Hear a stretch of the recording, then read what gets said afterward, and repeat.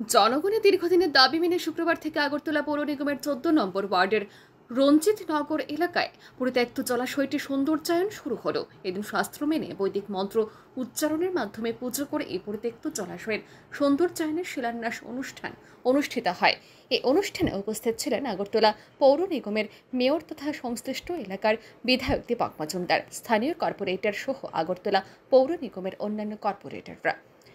এই কর্মসূচির প্রসঙ্গে মেয়র জানান, রাজ্যে বিজেপি সরকার এবং বিজেপি পরিচালিত আগরতলা পৌর নিগমের বোর্ড গঠিত হওয়ার পর রাজ্যের সাথে শহর আগরতলার উন্নয়নমূলক কাজ শুরু হয়। আমরা বলেছিলাম শহরকে নতুনভাবে সাজিয়ে তুলব। সেই মতো শহরের রাস্তাঘাট, নালা নর্দমা সংস্কার সাধনের পাশাপাশি আগরতলা পৌর নিগম এলাকায় 65টি পরিত্যক্ত জলাশয়কে সুন্দর করে তা ব্যবহারের জন্য জনগণের হাতে তুলে দেওয়া হবে। এর অঙ্গ হিসাবে রামনগর বিধানসভা কেন্দ্রের অন্তর্গত রঞ্জিত নগর এলাকায় দীর্ঘদিনের এই পরিত্যক্ত জলাশয়টি সৌন্দর্যায়নের কাজ শুরু হলো। তিনি জানান, সংশ্লিষ্ট এলাকার বিধায়ক তিনি। এই বিধানসভা এলাকার উন্নয়নে বিভিন্ন পরিকল্পনা গ্রহণ করা হয়েছে। আগামী 2 বছরের মধ্যে রামনগর বিধানসভা কেন্দ্রের সমস্ত উন্নয়নমূলক কাজ সম্পন্ন হয়ে যাবে বলে জানান মেয়র দীপক মজুমদার। তারই অঙ্গ হিসেবে আজকে আগরতলা পৌর নিগমের অন্তর্গত 14 নম্বর ওয়ার্ডে এই এলাকার মানুষের দীর্ঘদিনের মানুষের একটা চাহিদা ছিল বা সমস্যাও বলবো।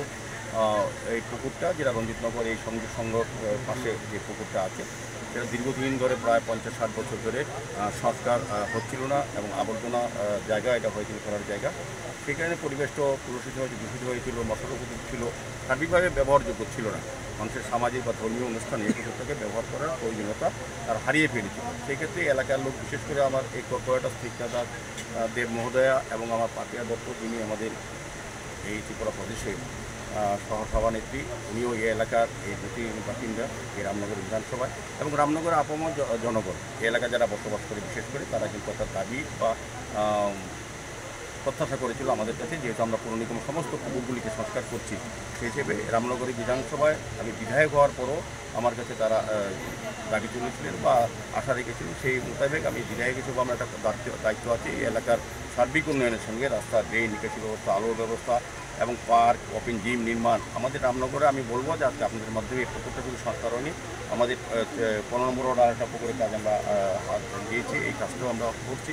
সার্বিকভাবে এই রামনগর বিধানসভা এলাকা সারা শহরের মধ্যে যে সকল জলাশয়গুলি আছে, যে রাস্তা, ড্রেন আছে, যে করার প্রয়োজনীয়তা আছে বা মানুষ চাইছেন, সেগুলি আমরা আগামী 2 বছরের মধ্যে আমি আপনাদের সামনে কথা দিচ্ছি যে 2 বছরের মধ্যে রামনগর সমস্ত যাবতীয় উন্নয়নমূলক কাজ আমরা শেষ করতে পারবো। যেহেতু উল্লেখ্য, দীর্ঘ 60 থেকে 70 বছর ধরে রঞ্জিত নগর এলাকার এই জলাশয়টি পরিত্যক্ত অবস্থায় ছিল। এলাকাবাসী সামাজিক বা মাঙ্গলিক কোনো কাজে এই জল ব্যবহার করতে পারতেন না।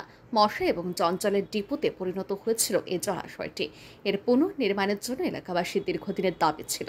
সে দাবি মতো জলাশয় পুনর্নির্মাণ ও সৌন্দর্যায়নের কাজ শুরু হওয়ায় খুশি রঞ্জিত নগর এলাকার জনগণ।